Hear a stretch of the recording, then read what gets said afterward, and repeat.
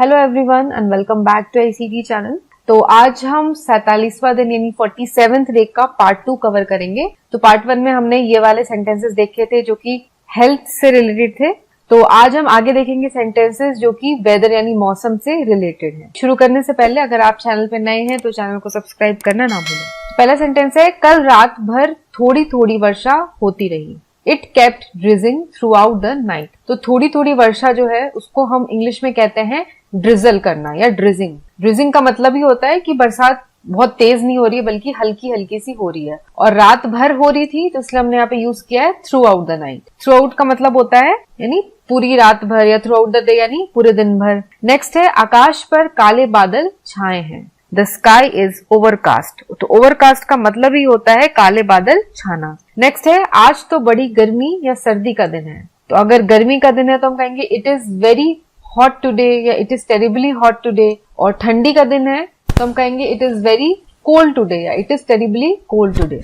गर्मी से सिर चक्कर खा रहा है। The heat has made me giddy. Giddy का मतलब होता है कि ऐसा लगना जैसे कि सर घूम रहा हो यानी सर चक्कर खा रहा हो। तो this heat has made me giddy. अधिक वर्षा में छाता भी काम नहीं देता है। Even an umbrella is useless in heavy rain. तो यूजलेस होना यानी किसी काम का नहीं होना। तो अगर बहुत ज्यादा बरसात होती है, बहुत मूसलाधार बारिश हो रही है, हेवी रेन हो रहा है तो छाता भी काम नहीं आता है। नेक्स्ट, दिन प्रतिदिन सर्दी बढ़ रही है। It is getting colder day by day. तो डे बाई डे का मतलब दिन प्रतिदिन यानी जैसे जैसे दिन बीत रहा है वैसे वैसे ठंडी बढ़ती जा रही है। तो it is getting colder day by day. Next है, शिमला में आजकल कड़ाके की सर्दी पड़ रही है। कड़ाके की सर्दी पड़ना यानी बहुत तेज ठंड होना। तो it is biting cold in Shimla these days. तो बाइटिंग कोल्ड हमने यूज किया है फ्रेज कड़ाके की ठंड के लिए। तेज हवा के कारण दिया बुझ जाएगा, इसे अंदर ही रहने दो। The lamp will go off या blow off because of strong wind,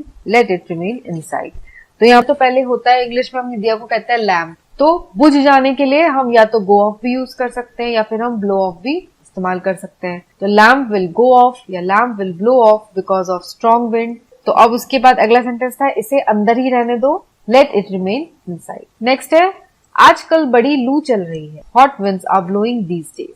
लू क्या होती है? लू होती है गर्म हवा। तो इसके लिए हमने हॉट विंड्स यूज कर लिया। तो इंग्लिश में हमने लू को लिख दिया hot winds are blowing these days.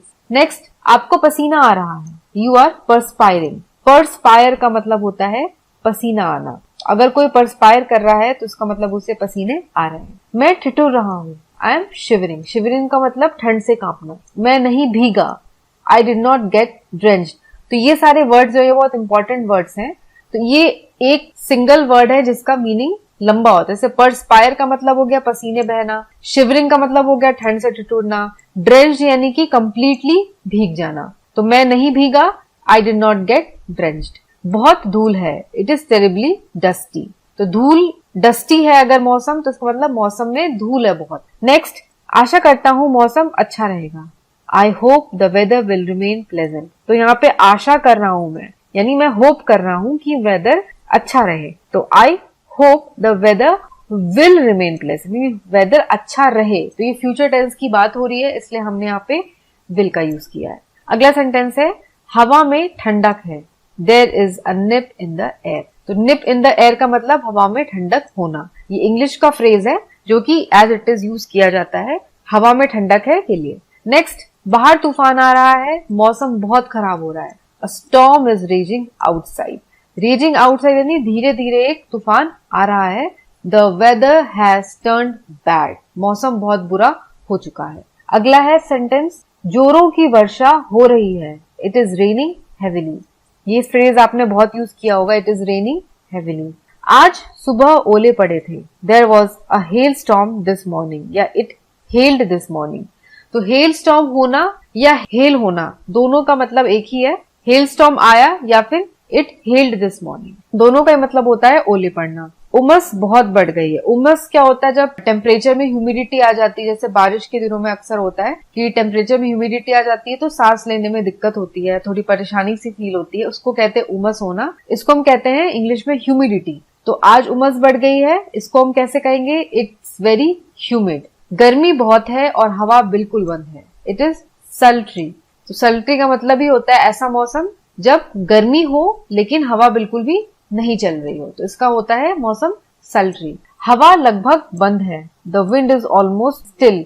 तो विंड स्टिल है यानी कि स्टिल होना का मतलब क्या होता है, मतलब एक जगह पे खड़े रहना, कोई मूवमेंट नहीं होना।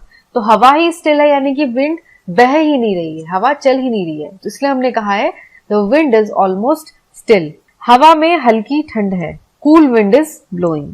वर्षा के कारण मैं नहीं गई, the rain prevented me from going. तो बारिश ने मुझे जाने से रोक लिया।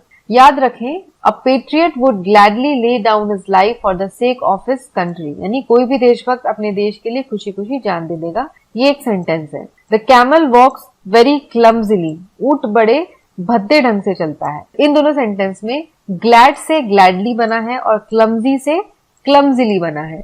ग्लैड और क्लमजी विशेषण में ly लगाकर ये शब्द बने हैं। तो यहाँ पे ग्लैड और क्लमजी ये दोनों क्या है, ये विशेषण है, यानी कि ये एडजेक्टिव्स हैं। इनमें हमने जब ly लगा दिया तो हमें नए वर्ड्स मिल गए। नए वर्ड्स क्या क्या मिल गए हमें, ग्लैडली और क्लमजिली। तो ये एडवर्ब या क्रिया विशेषण कहलाते हैं। ये ऐसे वर्ड हैं जो कि वर्ब की विशेषता बताते हैं, यानी एडवर्ब है ये। उदाहरण के लिए एबल से बन गया एबली, एमलेस से बन गया एमलेसली, बैड से बन गया बैडली, काम से कामली, एफिशिएंट से एफिशिएंटली, रॉन्ग से रॉन्गली। तो इन सारे वर्ड्स के आगे हमने ly लगाया तो हमें नए वर्ड मिल गए जो कि एडवर्ब है। और ये जो वर्ड्स इधर है ये सारे एडजेक्टिव हैं।